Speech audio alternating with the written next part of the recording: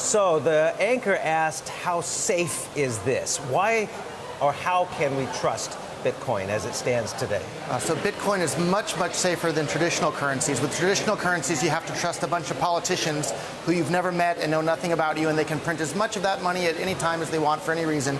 Whereas Bitcoin is governed by the laws of mathematics. And I think if you ask just about anybody, they trust the laws of mathematics much more than the laws of some politicians. Now, we heard Ray Dalio call it a bubble. Also, Jamie Dimon says it was a fraud. He would fire any of his traders who indulged in trading of Bitcoin. Why are they, in your estimation, wrong? I think they just don't understand Bitcoin at this point. So Bitcoin, unlike the US dollar or the euro or the yen or anything else for that matter, you can send and receive any amount of it with anyone, anywhere in the world, basically for free, and there's nothing that anybody can do to stop it or block it or freeze your account or control it or in any way. So try doing that with a normal bank account. You can open a Bitcoin account in just seconds. You don't have to give your name, you don't have to give your tax ID number, you don't have to give your firstborn child. You can do it in 30 seconds. Try opening a bank account in 30 seconds. So where is it going to be in the next 8 years with regulators obviously taking keen interest? This conference itself was moved from Beijing, the Blockchain Global Summit, from Beijing to Hong Kong. It was postponed because of their crackdown on initial coin offerings and also trading on exchanges. So what is the next step for regulators, and what's that going to do for the development? So any smart regulator would embrace this technology. It's if you try to block it, it's like trying to hold back the tide of the ocean. It's impossible. Bitcoin is one of the most important inventions in the entire history of humankind, right up there on par with the importance of the invention of the internet itself. That's how big of a world-changing invention this is. And if you look at traditionally, anything that China tries to ban is something you should invest in. YouTube, Facebook, Twitter, Google, all of these things are astounding successes. Bitcoin is on its way to being an astounding success all over the world as well. China controls a lot of the mine, or it's centralized there as well. 23% of, I believe, of the market, and also many of the miners are centered there. What is the crackdown, because it's so centered, what's the crackdown going to do there, or does it move offshore? There isn't a crackdown that can be done because it's kind of like a balloon. If you squeeze one end of a balloon, all the air rushes to the other side, and Bitcoin can flow and transfer anywhere in the world instantly just like that. So at the end of the day, Bitcoin's here to stay. The only way to stop it would be to turn off the entire internet in the entire world and keep it turned off, and even China can't do that. A lot of cryptocurrency companies have set up here in Hong Kong. What role can they play? Because again, if it's designated as a security, it is then going to be under the strict regulation of securities regulation. That's for the security regulators to decide and the businessmen to decide. They're involved. But traditionally, Hong Kong has been a beacon of economic freedom in the world, and I would love to see that continue to be the case with Bitcoin and cryptocurrencies and ICOs. How about your personal holding right now, because of the split that or the looming split, the possible split that we saw from Bitcoin into Bitcoin Cash? Are you moving into Bitcoin Cash?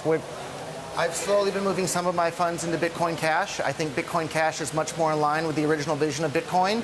Our Bitcoin.com wallet supports both Bitcoin Cash and Bitcoin Legacy.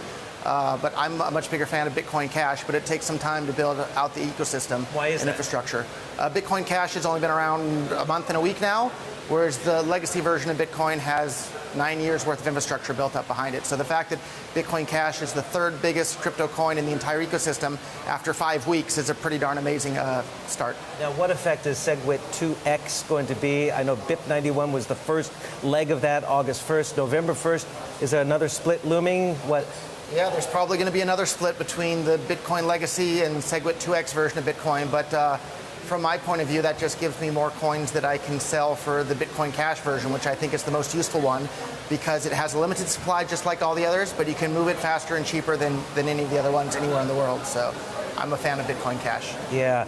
Again, what if China cracks down on the mining? What lasting efficacy will that have? Not much at all. Why is that? Less mining will take place in China and more mining will take place in places outside of China. So just like if China said, okay, we're not going to mine gold anymore inside mainland China, maybe the gold price will go up a little bit, but people will still mine gold in other parts of the world. So I'm not concerned about that at all. Where are prices heading? It headed to near a record, September 1st to hit a record, nearly $5,000. Dipped back down after this China ban. Very volatile, but it's on the way back up now. So I've been involved in Bitcoin for about 7 years now. Yeah. The volatility today is much, much less than it used to be. I remember in one day when Bitcoin would go from $2 to $10, then back down to $3 all in the course of a couple of hours. So that's a much, much, much bigger percentage swing. So the percentage swings that we're seeing today, if 20% in a day, compared to the traditional markets, that's huge. But if you've been in Bitcoin a while, that's nothing. And so the next 8 years, where will it be in 8 years? the overall trend is definitely up. If you have two forms of money, one that's incredibly useful and fast and easy to send and receive, and you don't have to beg for permission to be able to use, and you have traditional legacy forms of money where you have to ask politicians for permission to use and your accounts can be frozen, it's clear which one people are going to start to use. So the future of Bitcoin is brighter than ever before. Now, when is the network effect going to kick in? When you get the large enterprises and it has critical mass, which will probably tame down some of that volatility and spike gains and spike price drops.